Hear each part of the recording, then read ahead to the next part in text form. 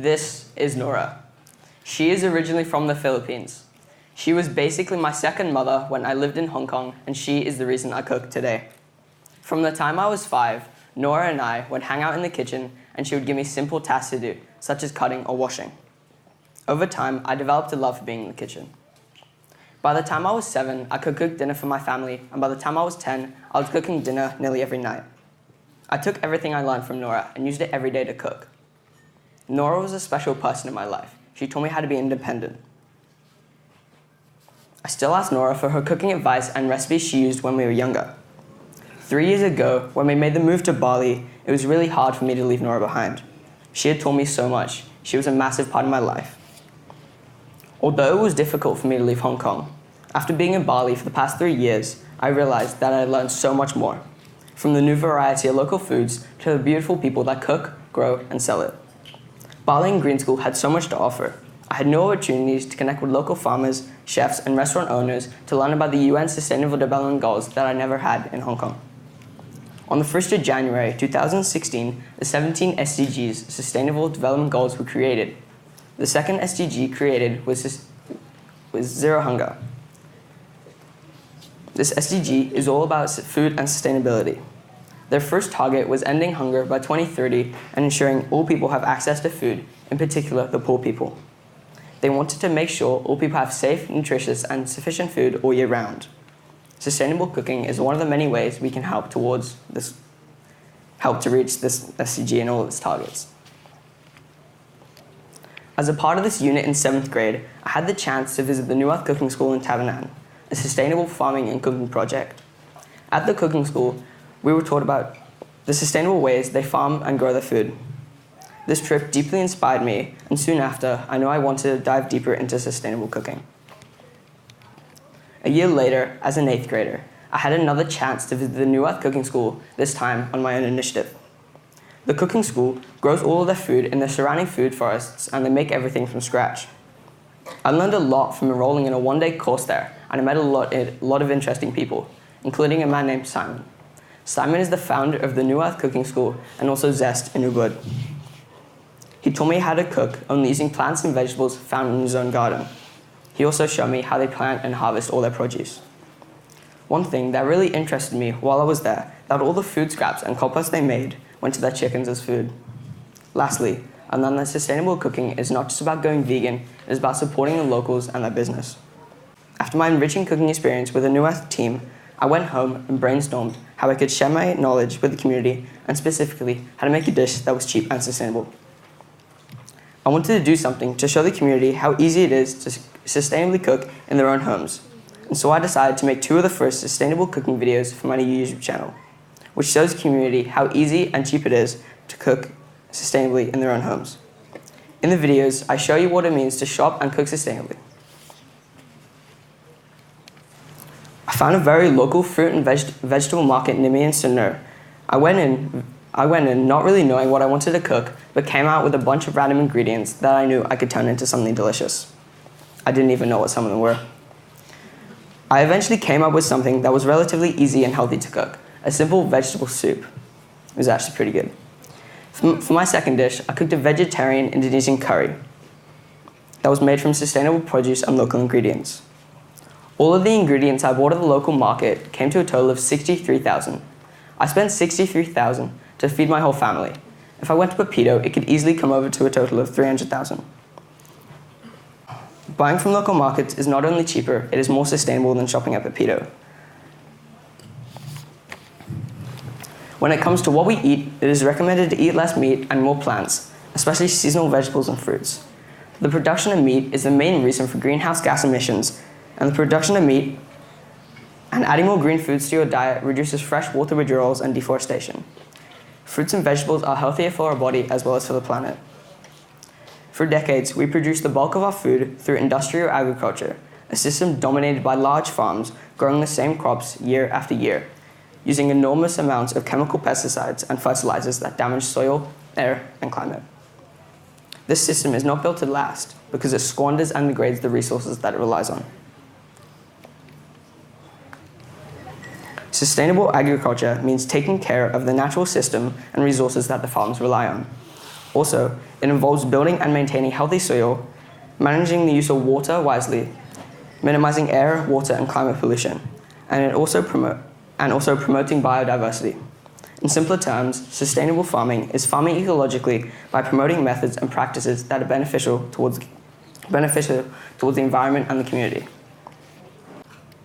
Buying imported produce from a large grocery store like Pepito is not sustainable, and you will be killing the environment slowly. When you buy from a local vendor, you're supporting their business, and it is much cheaper than imported produce. It is also better to eat local produce because it cuts back on pollution, energy consumption, and promotes local farmers and their business.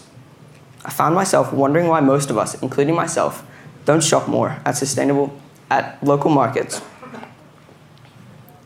Some examples of responsible and sustainable food ingredients here in Bali are coconut oil for cooking, and nasi merah, a nutritious and traditional red rice that is often grown without chemicals, and palm sugar,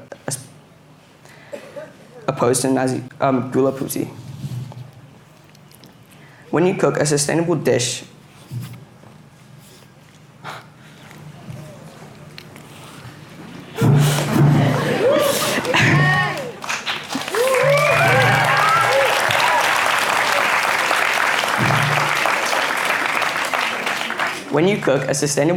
it first means you're buying your produce from a local market or vendor, ensuring that none of it is imported and it is all in season.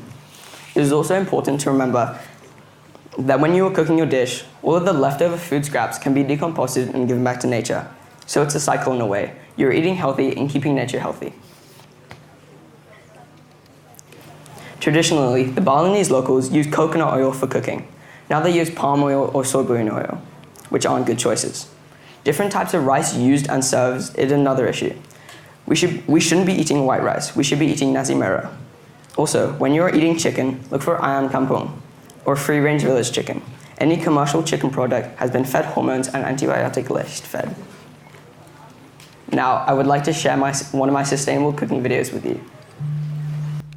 Hey guys, I'm Matthew Rushton, and today I'm going to show you how to sustainably cook by going to the Sindhu market in Sinnar. The first step to sustainable cooking is buying your produce. That's why I'm going to the local Sindhu market, because imported goods are not sustainable. Today I'm going to be making an Indonesian curry that is all plant-based using vegetables.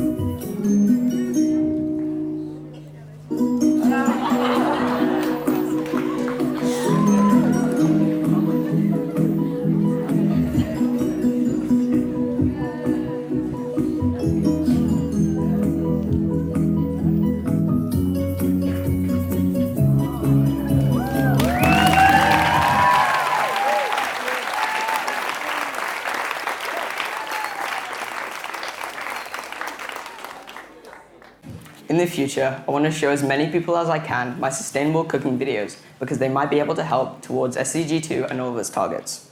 Now, I hope you all go home and try to sustainably cook and buy local produce, because if you do, then you're making a small step to saving the earth. I would like to thank Ibu Kylie for all the help she has given me throughout my Quest project, and my mum for keeping me on track. I would also like to thank all my Quest mentors and teachers for helping me, because without you, I wouldn't have made it to this point. Thank you.